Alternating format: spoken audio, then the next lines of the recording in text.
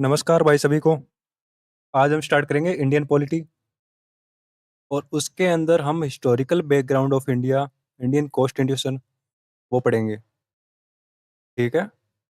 और उसका जो पहला एक्ट है, रेगुलेटिंग एक्ट ऑफ 1773, उसके बारे में हम जानेंगे। पर ये जानने से पहले हमें एक स्टेप पीछे हिस्ट्री में जाना पड़ेगा। हिस्ट्री में क्यों जाना पड़ेगा? क्योंकि इस एक्ट की नींव है जो, वो हिस्ट्री से ही रखी गई है। तो बात है 1739 की। इस टाइम नादिर शाह ने भारत पर आक्रमण किया था। और इससे पहले दिल्ली को विश्व में सबसे ज्यादा धनवान सिटियों में से एक माना जाता था। ठीक है। धनवान शहरों में से एक माना जाता था।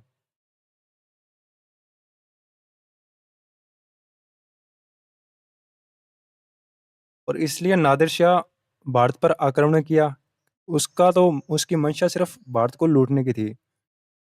पर उसके सैनिक इतने मारे गए, इतना उसका नुकसान हुआ ना, उसने भारत में कत्लेआम मचा दिया। उसने दिल्ली में लिटरली कत्लेआम मचा दिया। लोगों को मारा गया तलवारों से काट काट के। ठीक है। और इस टाइम जो मुगल बादशाह था, वो था मोहम्मद शाह रंगीला। मोहम्मद शाह रंगीला। वो भी कोई काम का नहीं था। बड़ा कमजोर राजा था वो। तो उसको इसने मुर्गा बना लिया था। 1739 में बैटल ऑफ करनाल हुआ था। Battle of Karnal.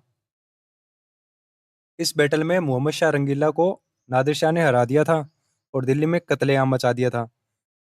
और ये मयूर सिंहासन था वो लूट के ले गया। कोहिनूर का हीरा था वो भी ले गया। कुछ नहीं छोड़ा इसने। ठीक है। तो इस आक्रमण के बाद क्या पता चलता है कि जो मुगल मुगल राजवंश है, उसकी कमजोरी पूरी दुनिया के सामने आ गई। कमजोर तो मुगल राजवंश तभी हो गया था जब औरंगजेब की मृत्यु हुई थी 1707 में। ठीक है। पर इतने टाइम ये शासन कर रहे थे कैसे ना कैसे करके। और लोगों को पता नहीं था कि कमजोर हो चुके हैं। और बस नादिर शाह के आक्रमण के बाद सभी को पता चल गया कि ये कमजोर हो चुके हैं। और इसी को देख रही थी एक साइड में बैठ के ईस्ट इंडिया कंपनी। वो ऑब्जर्व कर रही थी। तो उन्होंने क्या देखा कि यहाँ पे अब कोई सेंट्रल गवर्नमेंट नहीं रही है। सेंट्रल गवर्नमेंट कमजोर पड़ चुकी है। ठीक है। जो रीजनल रूलर्स है, वो आपस में लड़ रहे हैं। और यही उनके लिए सही समय था कि व्यापारिक कंपनी है उसको पॉलिटिकल में बदलने का। ठीक है। तो इसी मौके के कारण उन्होंने ईस्ट इंडिया कंपनी ने अपनी जो सैन्य शक्ति थी वो मजबूत करनी स्टार्ट कर दी। और भारतीय राज्यों की राजनीतिक और प्रशासनिक मामलों में अपना हस्तक्षेप करना स्टार्ट कर दिया। और भारतीय राजाओं और नवाबों के जो उत्तराधिकार के युद्ध होते थे, उनमें भी अपना इंटरफेयर करना स्टार्ट कर दिया। जिसके कारण आगे 1757 में प्लासी का युद्ध हुआ, बक्सर का युद्ध हुआ। दीवानी अधिकार उन्होंने प्राप्त कर लिए। और कंपनी ऐसे करते करते शासक बन गई। ठीक है। वो पूरी तरह से पॉलिटिकल हो गई। पर इनके सामने जो चैलेंज आते थे वो क्या थे? ये पॉलिटिकल तो बन गई पर इनको इतना एक्सपीरियंस नहीं था शासन चलाने का। ये तो बस एक कंपनी थी, व्यापार करती थी जो। तो इनको अनुभव नहीं था। तो इनके सामने समस्या आई, करप्शन। ऑफिसर थे जो, वो अमीर अमीर बनने लग गए। बंगाल में 1770 में अकाल पड़ गया, जिसकी वजह से आर्थिक संकट, फाइनेंशियल क्राइसिस हो गया। कंपनी ने ब्रिटेन से सहायता मांगी कि हमें लोन दिया जाए। ठीक है।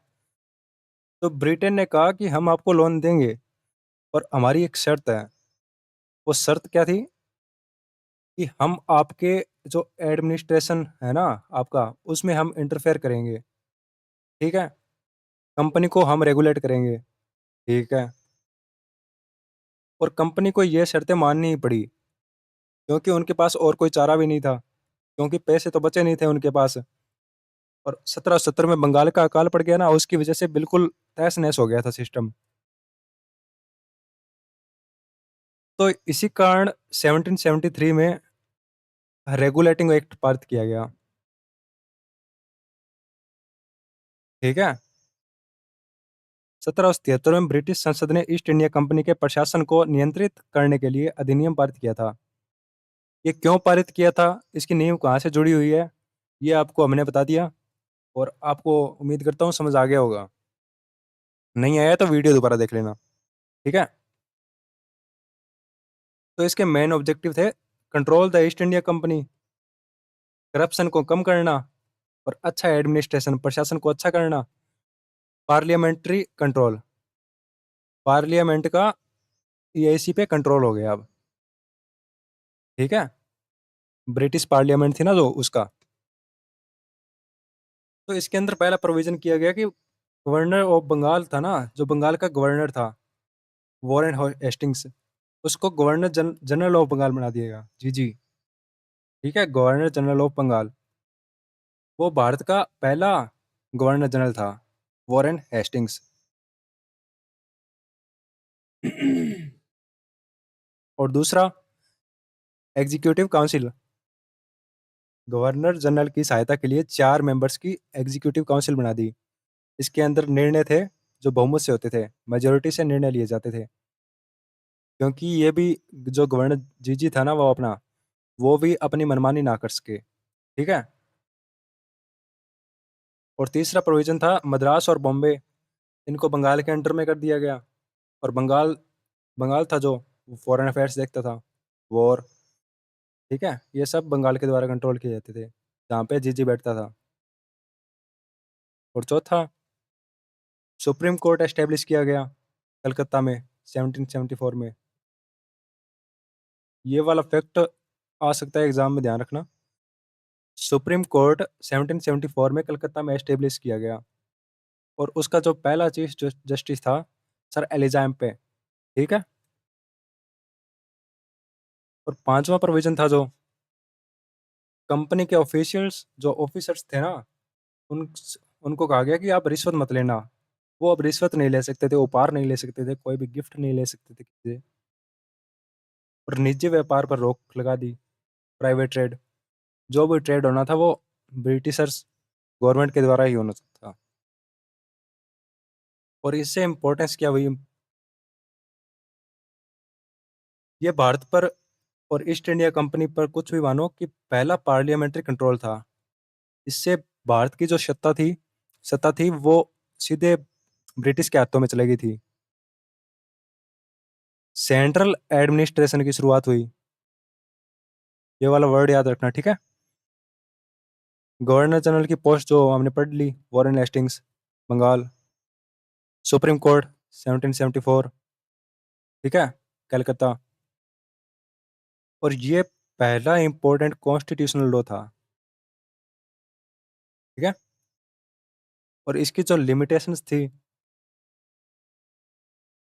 गवर्नर जनरल वर्सेस काउंसिल का conflict, supreme court versus executive powers not clearly defined.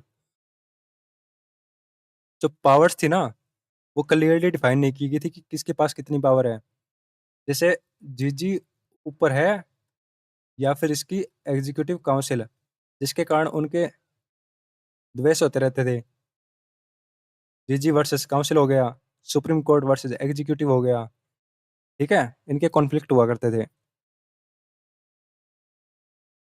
तो आज तक यहीं पे हम इसको समाप्त करेंगे और आगे हम धीरे धीरे जानेंगे कि पूरे जो एक्ट्स थे वो कैसे लागू हुए, क्या उनके पीछे के कारण थे। ठीक है?